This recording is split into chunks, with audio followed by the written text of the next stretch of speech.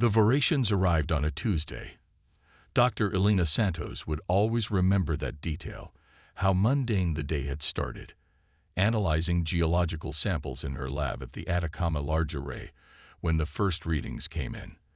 The seismographs were showing impossible patterns, vibrations that shouldn't exist naturally. At first, she thought it was equipment malfunction. Then the sky turned purple. The crystalline ships emerged from the upper atmosphere like falling stars, their faceted surfaces refracting sunlight in ways that made them almost beautiful. Almost. Until they started to feed. They're targeting the planetary core, Elena realized, watching her instruments spike into the red. These readings, they're inducing resonant frequencies in the Earth's mantle. The military response was swift but futile. Conventional weapons, missiles, railguns, even experimental plasma cannons, seemed to pass right through the crystalline vessels, their energy somehow absorbed and redirected. Each attack only made them stronger, their structures growing more complex, more efficient at their terrible purpose. Within hours, major cities worldwide reported massive earthquakes. The Voracians' feeding process was literally shaking the planet apart. Traditional defense strategies crumbled as quickly as the ground beneath their feet. General Marcus Chen stood in the Pentagon's Emergency Command Center, watching satellite feeds of the devastation. 20 years of military service hadn't prepared him for an enemy that ignored the laws of physics as humanity understood them. "Sir," his aide, Captain Sarah Williams, approached with a tablet displaying the latest analysis. The crystalline structures. They're not just ships. They're organisms.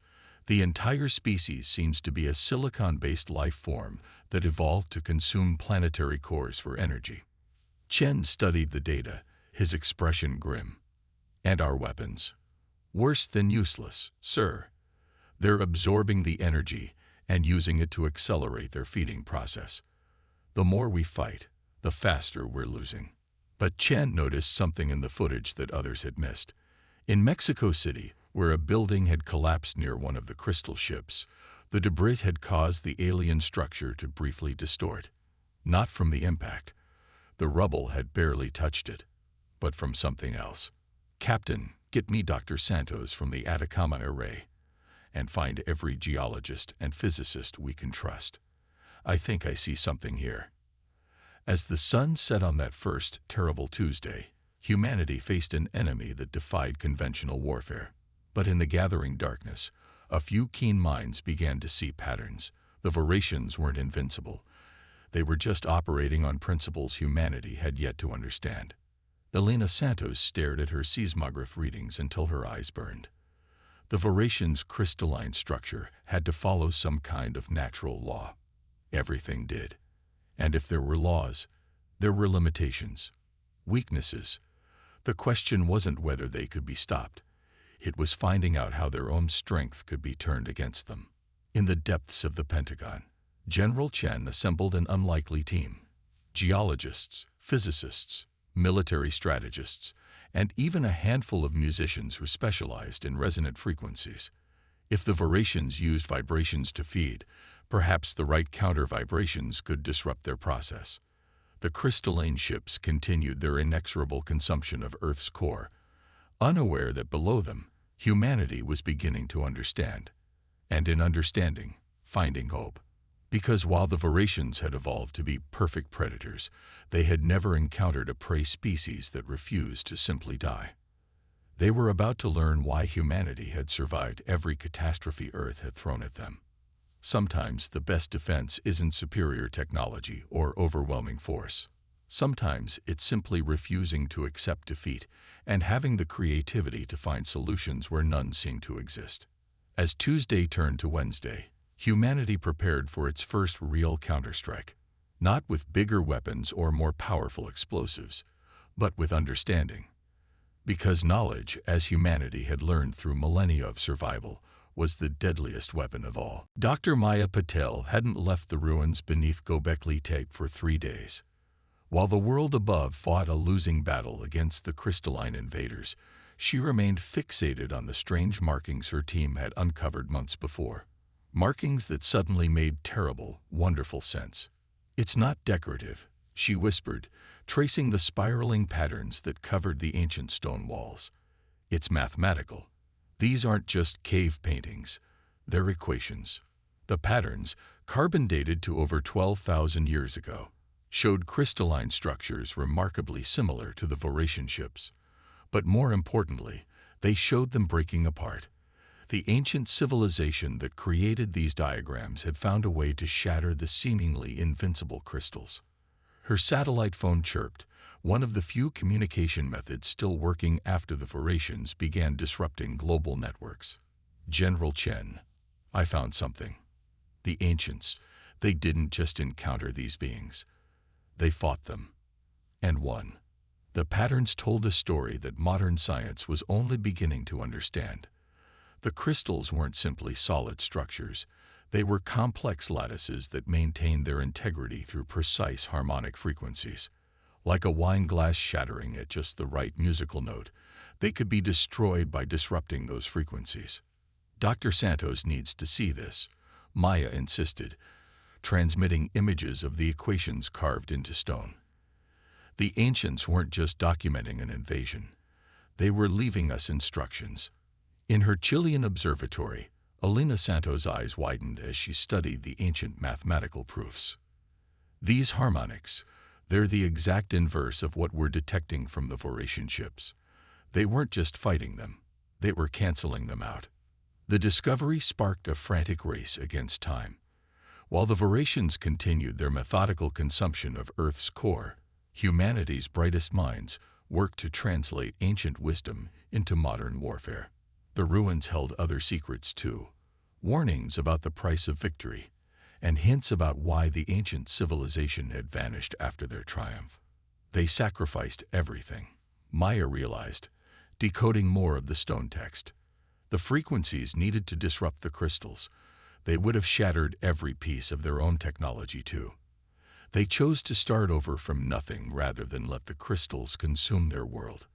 General Chen's voice was grim over the satellite link. "Could we survive that? A complete technological reset?" "We survived ice ages and asteroids," Maya replied. "The question is whether we're willing to pay that price." But as they studied further, Maya found something the ancients hadn't known. A way to focus the destructive frequencies, to target them more precisely. Humanity had 12,000 years of acoustic science the ancients lacked. They didn't need to destroy everything. They just needed to be surgical about what they destroyed. Elena's team in Chile began constructing prototype devices based on the ancient equations, but enhanced with modern understanding of wave propagation. The Voratians' greatest strength, their crystalline structure, would become their ultimate weakness. As the first test device hummed to life in the Atacama Desert, Maya thought about the ancient people who had faced this same enemy. They had sacrificed everything to save their world, then taken the time to leave warnings and instructions for future generations. Now, millennia later, humanity would finally use that knowledge. The crystals that made up the Voratian ships were perfect, flawless in their atomic alignment. But perfection, Maya knew, was often the most fragile thing of all. Nature favored adaptability over perfection, chaos over order. The Voratians were about to learn why humanity's messy, imperfect, adaptable nature had served them so well for so long. Above them, the crystalline ships continued their feeding, unaware that far below, humanity had rediscovered an ancient weapon, not one of destruction, but of harmony, turned to destructive purpose.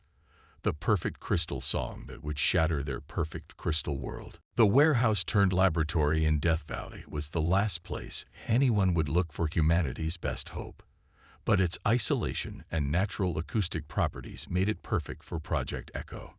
Dr. James Morrison, the world's leading expert in acoustic engineering, stood before a crystalline shard recovered from a Voratian scout ship, surrounded by an array of experimental sonic emitters. "Begin test sequence 17, he announced, nodding to his team. The air thrummed with subsonic frequencies, carefully modulated according to the ancient equations Maya had discovered. At first, nothing happened. Then, almost too fast to follow, spiderweb cracks appeared across the crystal surface. "Stop," Elena Santos called out, studying the readings. "That's it. That's the resonant frequency we've been looking for." "But it's not just one frequency, is it?" James shook his head, excitement breaking through his usual professional demeanor. "It's a chord. The ancients didn't just find a single tone. They found a harmony. One that exploits the very structure that makes the vibrations so powerful." The discovery changed everything. While conventional weapons had made the crystalline ships stronger, sound waves at precise frequencies could shatter them. But scaling up from a small shard to full-sized ships presented enormous challenges. General Chen watched from the observation room as the team worked. "How soon can we weaponize this?" "That's the wrong question," James replied, not looking up from his calculations. "We're not building weapons, we're building instruments. The largest, most precise instruments ever constructed by human hands." Around the world, concert halls were being retrofitted into weapon factories. Symphony orchestras worked alongside military engineers, their understanding of harmonic progression proving invaluable. Radio telescopes were repurposed into sonic emitters, their massive dishes perfect for focusing and amplifying the destructive frequencies. Elena's contribution was crucial. Her understanding of planetary harmonics helped them predict how the vibrations feeding would affect Earth's natural frequencies. "We can use their own feeding vibrations against them," she explained, "like turning their own voice back on them at exactly the wrong moment." But the vibrations weren't idle. As humanity prepared its counterstrike, the crystalline ships began to adapt, their structures becoming more complex, developing layers that could potentially deflect or absorb harmful frequencies. "They're learning," Maya warned, studying new data from orbit. "Every day we wait gives them more time to evolve defenses." The breakthrough came from an unexpected source. A young musician in James' team noticed that certain traditional singing techniques, specifically the overtone singing of Mongolian throat singers, produced frequencies that matched parts of the destructive chord they needed. "It's not just about the main frequencies," she explained, excitement making her voice shake. "It's about the overtones, the harmonics that human voices can produce naturally. We've been trying to create perfect, pure tones, but what we need is complexity." James and Elena worked through the night, incorporating this new understanding into their designs. The result was something unprecedented, a weapon that combined the mathematical precision of modern technology with the organic complexity of human music. Ready for full-scale test, James announced 3 days later. The prototype stood in the desert, looking more like a massive musical instrument than a weapon. Its arrays of dishes and emitters were arranged in patterns that echoed both the ancient stone carvings and the structure of symphony orchestras. As the sun set over Death Valley, humanity prepared to play its first note in what would become either a victory symphony or a requiem. The test would attract the Voratians' attention. There would be no second chance to surprise them. General Chen gave the order. "Begin Concert 1." The air itself seemed to hold its breath as the massive device powered up. The sound it produced was felt more than heard, a complex chord that contained within it 12,000 years of human musical tradition, combined with cutting-edge acoustic science. In orbit, a passing Voratian scout ship shuddered, its perfect crystalline surface suddenly marred by a network of cracks. It was only a small victory. The ship quickly retreated and began to adapt. But it proved the concept. Humanity had found its voice in this fight, and soon the whole world would join in the chorus. The Himalayan valley had been chosen carefully. Its natural acoustics would amplify the sonic arrays, while the surrounding mountains would help focus the waves. As dawn broke over the peaks, General Chen watched the final preparations through his binoculars. Project Echo's massive emitters were arranged in a complex pattern across the valley floor, looking like enormous metallic flowers reaching toward the sky. "Target approaching," Elena's voice crackled over the comm. From her position in the mobile command center, she monitored the Voratian ship's descent. It was one of their larger vessels, drawn by the deliberate leakage of sonic frequencies from the array's testing. "All stations, prepare for Symphony 1, Chen ordered. Around the valley, teams of technicians and musicians took their positions. They had one shot at this. If they failed, the Voratians would adapt, and humanity's best weapon would become useless. The crystalline ship descended through the clouds, its faceted surface reflecting the morning sun in dazzling patterns. It was beautiful, Chen thought, in the way that apex predators were often beautiful, deadly perfection given form. Initiating primary sequence, James Morrison announced from his control station. The air began to thrum with subsonic frequencies. The massive arrays pivoted, tracking the Voratian ship as it approached. Then everything went wrong. The ship split apart, its single massive form dividing into dozens of smaller crystals. Each fragment seemed to vibrate at a different frequency, making it impossible to target them all at once. "They've evolved." Maya's voice was urgent. "The frequencies we recorded before, they're shifting them, distributing the resonance across multiple structures." Chen watched in growing horror as the crystal fragments began to surround the valley. They were trapped, their carefully planned symphony about to become a requiem. But Elena Santos was already moving. "Redirect arrays 4 through 7 to follow the fragmenting pattern. James, we need to split the cord." James's fingers flew across his console. "If we divide our output, we won't have enough power to shatter any single piece." "We don't need to shatter them," Elena insisted. "Look at their pattern. They're still connected. The fragments are oscillating in harmony with each other. If we can disrupt that harmony." Understanding dawned on James's face, like feedback in a sound system. "Maya, what was in those ruins about harmonic interference?"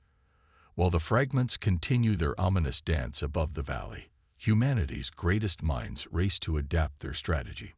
The original plan had been like firing a bullet, one powerful, focused attack. Now they needed something more like a net, a web of interlocking frequencies to trap and tangle the Voratians' crystalline symphony. Rerouting power to secondary arrays, James called out. "Elena, I need those harmonic calculations." "Working on it." "Maya, those ancient equations, did they show anything about multiple targeting?" The fragments were closing in, their deadly dance growing tighter. But in their very adaptation, they had revealed something crucial. The Voratians weren't invulnerable. They were afraid. They had recognized the threat and changed their strategy. And in doing so, they had shown that they could be forced to react, to change their perfect patterns. "Got it." Elena's triumph echoed through the comm.